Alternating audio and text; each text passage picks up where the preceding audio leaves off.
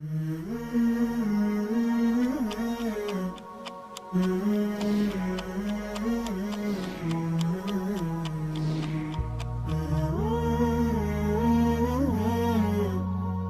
بلادنا يكثر إخواننا الوافدون إلينا من بلاد شتى يصومون معنا رمضان، لكن ماذا صنعنا لهم؟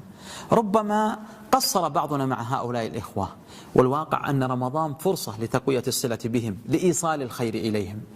ماذا لو أن أحدنا أعطى أحد العمال بطاقة شحن ب10 ريالات وقال هنئ أهلك بقدوم رمضان، اطمئن على أحوالهم، أو أعطاه الجوال ليفتح له؟ ماذا لو أن أحدنا تعاهد العمال الذين في حارته وذهب بهم إلى صلاة التراويح معه وأرجعهم؟ ماذا لو قربناهم إلينا في الإفطار وفي السحور؟ ماذا لو دللناهم على مكاتب الجاليات؟